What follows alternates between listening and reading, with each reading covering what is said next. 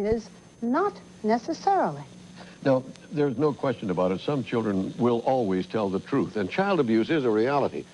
But what researchers are proving is that some kids can be influenced to make up and then actually believe stories that never really happened. And tonight you'll see this with your own eyes. As John Stossel reports, the findings could change the outcome of sexual abuse cases which rest on a child's testimony. In Lowell, Massachusetts, Shirley Souza watches while her husband Ray tends his vegetable garden. Looks like a normal suburban scene, but the Souza's life is anything but normal. There's a half a dozen cucumbers. My phone's ringing. Several times a day, the phone rings because the State Department of Corrections wants each of them to face the camera attached to the phone. Shirley Souza, 285 Princeton Boulevard, Lowell, Mass. The Souzas are prisoners in their home. They're under house arrest. It's part of the 9 to 15-year sentence they received for molesting their 2 grandchildren. The first charges came in a letter from the district attorney. I came home from work, and I walked in, and Raymond said, I wasn't going to show this to you, but you better look at it. And I couldn't believe it. When I looked and I read it, I just... Can you imagine myself or any human being putting your head in a vagina, or sticking toes there, or touching different places, or putting a fist up their anus? It just wouldn't make it. Wouldn't there be some sort of serious damage? Wouldn't you notice right away? Every year, thousands of people like the Souzas are convicted of child abuse, even though there's no direct physical evidence. They're convicted simply on the word of 4- and 5-year-old kids. Conventional wisdom is that kids that age wouldn't make such things up. They simply don't know enough about sexuality to come up with detailed accounts of sexual abuse. But then Cornell University professor Stephen Ceci read the testimony of some well-known molestation cases and concluded that interviewers had led the kids on by asking suggestive questions. The interviewers could say, how else can we get this information out? Because the kids won't volunteer it. The problem is that from a research standpoint, we are now discovering that if you put kids who were not abused through the same kind of highly leading, repetitive interview, some of those children will also disclose events that seem credible, but in fact are not born in actuality. Now, others have suspected this, but Ceci decided to test that theory. He set up an experiment known as the Sam Stone study. He told a classroom full of 4-, 5-, and 6-year-olds that a man named Sam Stone would come to their class and that he was very clumsy. Then the man came in, stayed a few minutes, and left. That's it. He didn't do anything clumsy. Then, 4 times in the next few months, half the kids were asked leading questions about the man's visit. Do you remember when Sam Stone came to the school and he broke that toy? Did he do it on purpose or was it an accident? Well, he didn't break a toy. So it's highly suggestive, erroneously suggesting questioning. After that, another interviewer simply asked, I wasn't there that day, and I want to know everything that happened that day that Sam Stone came to visit. Can you tell me what happened? This little boy said Sam Stone was reading a book during the visit to the classroom. He was doing it so fast that he ripped one of the pages. Really? Mm-hmm. Did he say This girl said Sam Stone threw dolls and books in the air while he was in the class. Well, when your teacher saw that he was throwing things in the air, what did she say? Then you need to go. You need to go? Yeah, but keep on ripping our stuff. Just asking leading questions inspired most of the kids to make stories up. In real-life cases, though, are the investigators as suggestive as your testers are?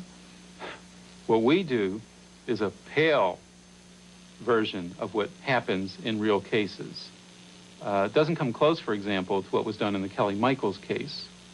The Essex County Prosecutor's Office says 26-year-old Margaret Kelly Michaels is a manipulative, sadistic child. Preschool teacher Michaels was convicted of molesting 19 children, molesting them in bizarre ways, and in the middle of this crowded New Jersey school without any teacher or parent noticing anything. She served 5 years in jail until this year when her conviction was overturned by an appeals court that questioned the reliability of the children's testimony. One day you're getting ready for work, making coffee, minding your business, trying to get along as best you can, being a reasonable, decent, honorable citizen, and the next minute you're an accused child molester with the most bizarre... I had never even heard of such things even being done. They say you inserted objects, including Lego blocks, forks, spoons, serrated knives into their anuses, vaginas, and a penises, sword. And a sword. Yeah. That you made children drink your urine, that you made kids take their clothes off and lick peanut butter off them. It's very hard to believe, yet the jury believed it, and not you. No one is willing to doubt a child. And I think that's how the state won their case.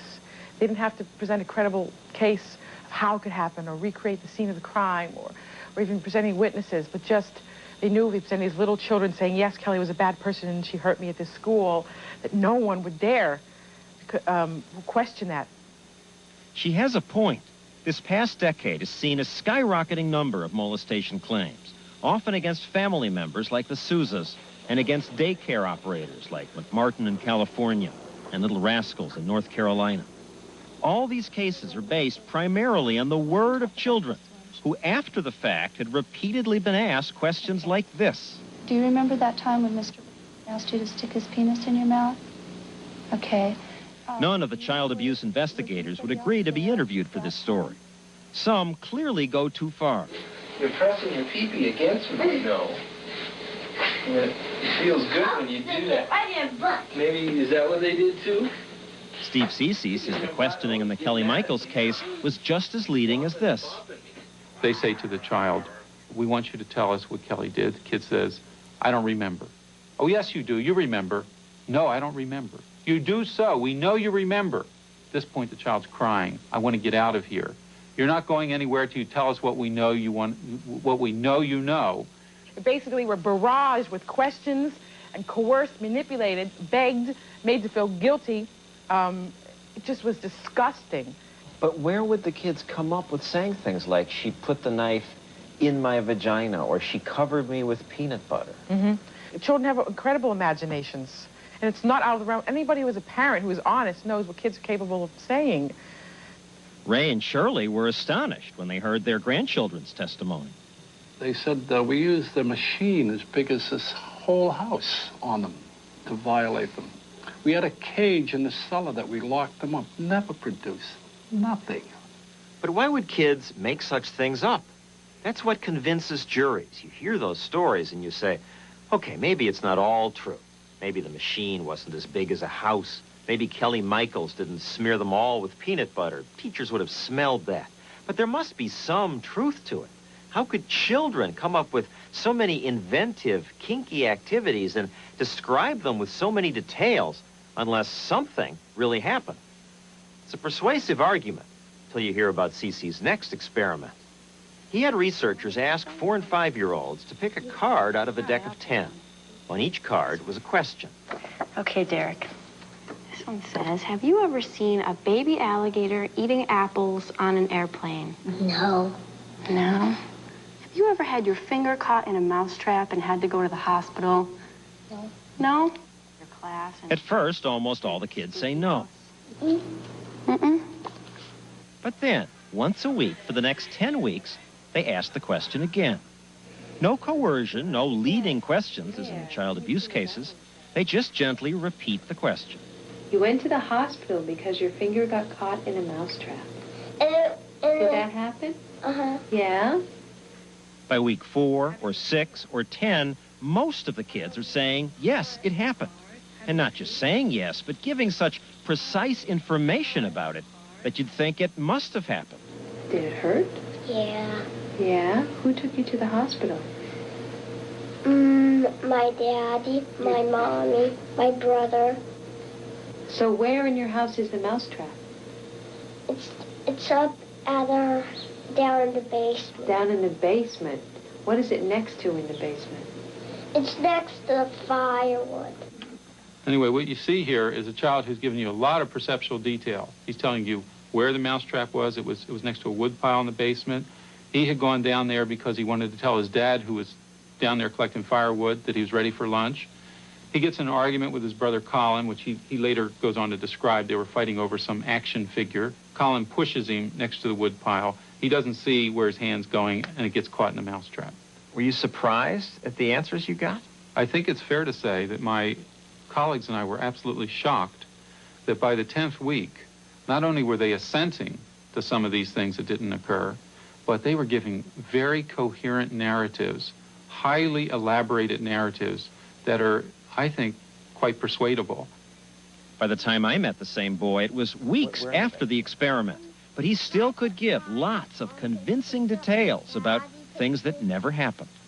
Was there a time when you got your finger caught in a mousetrap and had to go to the hospital? Mm-hmm. Wow, which finger was it?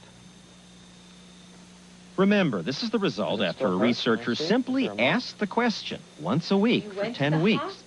In real abuse cases, kids are questioned for years, often by parents, doctors, then by the investigator, perhaps a therapist, then by lawyers. Who went with you to the hospital? My mom and my dad and my brother Colin, but not my baby. He was in my mom's tummy. Your baby This boy's testimony is even more remarkable because just a few days earlier, his father had discussed the experiment with him. He'd explained that it was just a test and the whole mousetrap event had never happened. The boy agreed it was just in his imagination. Still, listen to this. Let me ask you, did your father tell you something about the mousetrap finger story? No, Is it true? Did it really happen? It wasn't a story. It really happened. It's really happened? You really got your finger caught? It's really happened? Yeah. I assume the child isn't lying. They aren't intentionally making up stories. Absolutely. I think they've come to believe it. It is part of their belief system. Some experts believe they'd come closer to the truth using anatomically correct dolls. With dolls, they wouldn't have to ask so many questions. But Ceci's colleague, Dr. Maggie Bruck, conducted tests that led her to conclude using dolls also leads kids on. I would think anatomically correct dolls would be a good, neutral way to ask questions. I thought the very same way, but after having had this experience, I'm not quite sure how you do that. Bruck had this pediatrician add some extra steps to his routine physical examination of preschool kids. He measures the child's wrists with a ribbon. He puts a little label on the child's stomach, and he tickles the child's foot with a stick. Never does the doctor go anywhere near the child's private parts. Then, right after the exam, using an anatomically correct doll, Bruck asks leading questions about the doctor's exam. Can you show me on the doll how Dr. Emmett touched your vagina? No, he didn't. He didn't? The child tells the truth. But just a few days later, Dr. Bruck and the child's father again ask about the doctor's visit. It's a different story. Before Bruck has a chance to even bring out the doll, the child shows how the doctor had strangled her with the ribbon. He put that around your neck? Like that? Tight. So tight. And watch what happens when the doll's brought out. She's asked to explain what the doctor did that day. So what did he do? Put a stick in my vagina. He put a stick in your vagina? Yeah. Just like that? It gets even more violent. She claims the doctor hammered the stick into her vagina. Then she shows how the doctor examined her. He looked where? My hiney. He did look in your hiney? Of course, none of it is true. Dr. Bruck found that when dolls were used, half the kids who'd never had their private parts touched claimed the doctor had touched them. These tests make Dr. Bruck question some of the recent testimony by children in court. Do you think there are dozens of people in jail now who are totally innocent? Yes, I do. The researchers' findings are only beginning to be heard in courtrooms. Most prosecutors still argue that children wouldn't lie. Prosecutors want to put Kelly Michaels back in jail. In a few months, they plan to retry her with the same charges. I will fight to the end because I am an innocent woman and I can look anyone in the eye, and if I have to fight to the rest of my life, then I will do that. So I'm prepared for whatever will happen. You don't sound scared.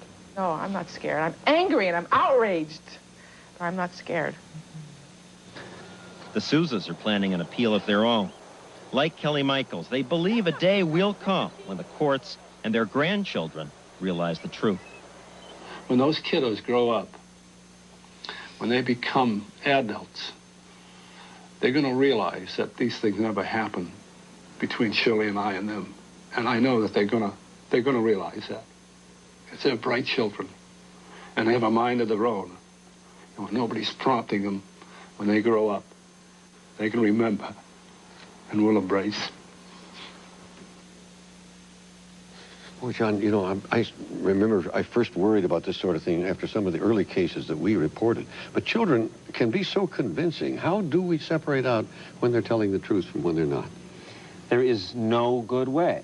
There are all kinds of experts who will testify in court as paid expert witnesses, and they often say they can tell. But Dr. Ceci ran a test where he showed them tapes of kids, some of whom were lying, some were not.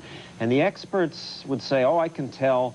But what they said was wrong half the time, in fact, more than half the time. So they did worse than chance. Clearly, there are real cases of sexual abuse of children, and we have to address that. Yes, and Dr. Ceci won't testify on behalf of the defense because he's afraid he'll let a real molester off because of this. But it's important not to influence the children, and Ceci says to test an alternative hypothesis. In other words, to ask the child, well, Joe did this to you, and then what did Jane do to you? If the child starts talking about more people, then at least you have a reason to be suspicious.